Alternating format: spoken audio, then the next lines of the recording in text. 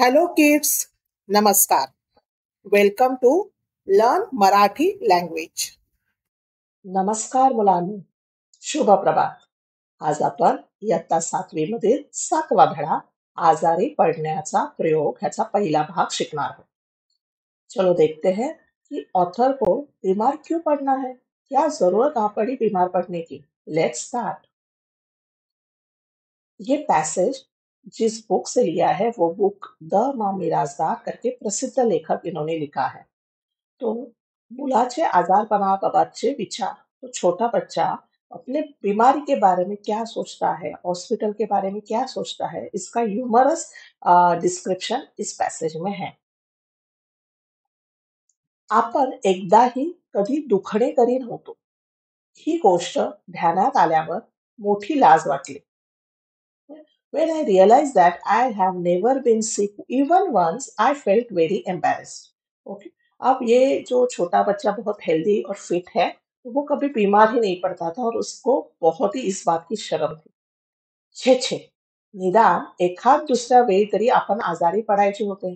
O no, at least I should have been unwell a couple of times. Typhoid, क्षय, pneumonia असली मोठमोठी गोड दुखणी राहू द्या बाजूला. पण थंडी, ताप, खोकला, पडसे यापैकी काहीतरी माझ्या वाटणीला यायला हवे होते. तो वो बोल रहे थे कि forget about the big diseases like typhoid, okay? क्षय मीन्स टीबी, निमोनिया. इतने बड़े बड़े डिसीजेस तो रहने ही दो, पर साधा ठंडी ताप मीन्स फीवर, खोखला, कफ, पड़से, कोल्ड ये भी नहीं उसको हुआ था कभी. okay? निदान पोट दुखी, डोके दुखी, ऍटलीस्ट स्टमक एक, हेड एक यातले तरी काहीतरी कुछ तो इसमें से. आपण आपल्या स्वतःच्या मालकीची एकही औषधाची बाटली अजून असूनही he was very frustrated that I don't even own a single bottle of medicine. एखादे साधे इंजेक्शन माझ्या बाटलीला येऊ नये काय. Not even one simple injection. मैं इतना फिट हूं कि अब I am feeling very embarrassed. ऐसे वो बच्चा सोच रहा है. तो सबसे अलग सोच है इस बच्चे की. ये है इसका हिंदी ट्रांसलेशन और नीचे है मीनिंग ऑफ वर्ड्स. आमच्या घरात नेहमी कुणीतरी आजारी पडायचे. In our house someone was always sick. आई नेहमी खोकायची. मॉम वुड ऑलवेज कफ, खोकणे, कफ. बाबांना दर 8 दिवसांनी पडसे यायचेच. Dad would catch a cold every 8 days without fail. दादा कॉलेजात जरी जात असला तरी त्याचे अंग नेहमी दुखायचे.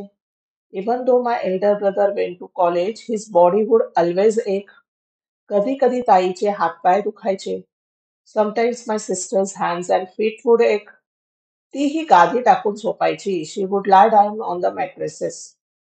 सगळ्यांची औषधे मोठी छान असायची. Everyone had a nice medicine. So say medicine बहुत अच्छे लगते हैं.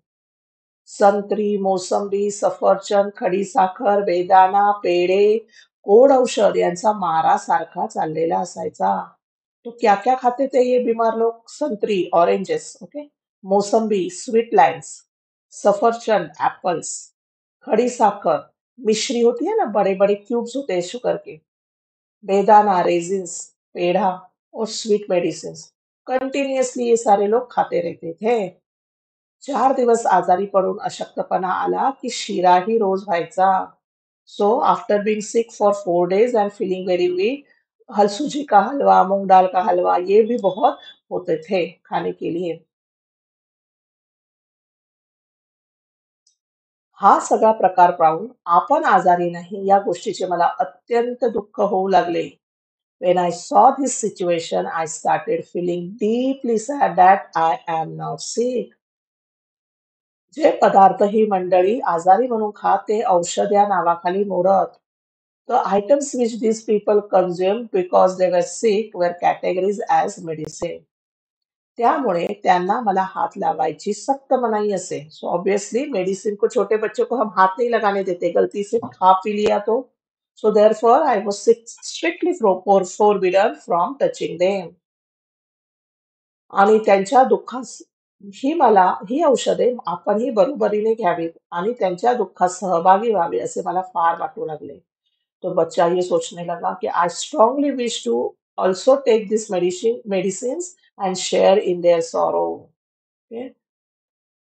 ये है इसका हिंदी ट्रान्सलेशन. अँड नेक्स्ट, या विचाराने मला काही सुचेना.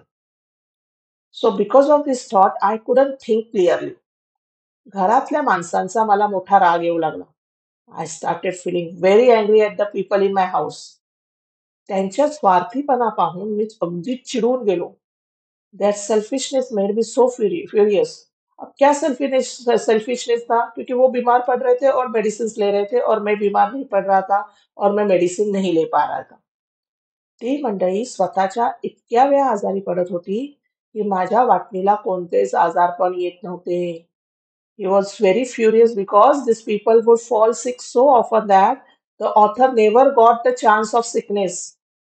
आपण आजारी पडून डॉक्टरांकडून औषध आणायचेच असे शेवटी मी ठरवून टाकले. That's it. Now I decided that I would fall sick and bring medicine from the doctor. अब इसने तो ठान ली कि मुझे डॉक्टर को मिलना ही है. ओके. मग नेहमीप्रमाणे मी रोजच्या 3-4 बाटल्या घेतल्या. ॲज युजुअल आय टूक 3 to 4 बॉटल्स आणि डॉक्टरांकडे गेलो. Went to doctor. चड्डीच्या खिशात मी स्वतःची बाटली निराई जपून ठेवली. ओके. सो उन्होंने क्या किया, उसने इसे शायद डॉक्टर के पास मेडिसिन लेने के लिए भेजते होंगे. तो इसने जो रोज के वो जो घर में जो लोग थे, उनकी जो बॉटल्स है वो बॉटल्स अपने पैंट के पॉकेट में रख दिया. ओके. और खुद की एक अलग से सेपरेट बॉटल भी ले ली. दवाखान्यात खूप गर्दी होती. The clinic was very crowded. खूप माणसे असली म्हणजे मला फार बरे वाटे. पर जब हम क्लिनिक में बहुत रश होती है तो हम बोलते हैं क्या है, कितना रश है. पर ये ऑथर तो बच्चा बोल रहा है कि I am very happy, I like it when there were many people because it gave me more time to sit in the clinic. कारण त्यामुळे बराच वेळ दवाखान्यात बसता येते. तो इसे ये पसंद है. शिवाय बसलेल्या माणसांच्या चेहऱ्याकडे बघता येते. Also I could look at the faces of the people. काय छान दिसतात एक एक लोक. हाउ ब्यूटीफुल एवरीवन लुक्स.